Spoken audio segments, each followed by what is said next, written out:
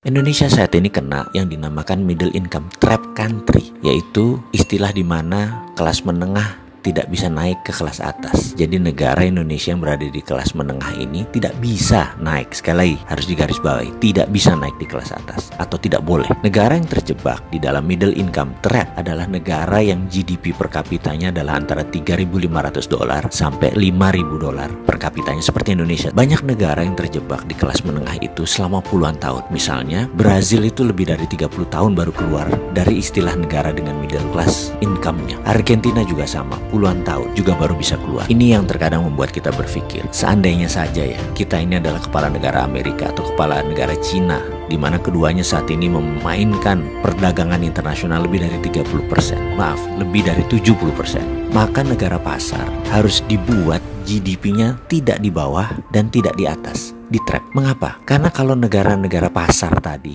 income-nya naik, maka negara tersebut harus menjadi negara produsen, dan ini malah menjadi kompetitor negara besar. Nggak boleh. Jadi nggak boleh negara tersebut jadi produsen. Kalau negara tersebut miskin, misalnya GDP-nya di bawah 1.000 per kapita, mereka nggak mampu beli barang Cina dan beli barang Amerika, dan kedua negara itu nggak mau membuat negara tersebut miskin. Makanya negara-negara market harus dijebak di tengah. Cara trapnya bagaimana dan mengapa harus di trap atau dijebak? Biasanya negara yang berpenduduk besar yang dijebak di tengah oleh negara kapitalis. Caranya dengan jangan jadikan mereka negara produsen dan manufaktur. Kedua, jangan jadikan mereka swasembada pangan. Terakhir, jangan mereka bisa mengendalikan energi. Ada sebuah perkataan dari Menteri Luar Negeri Amerika dulu namanya Henry Kissinger. You control the food, you control the people.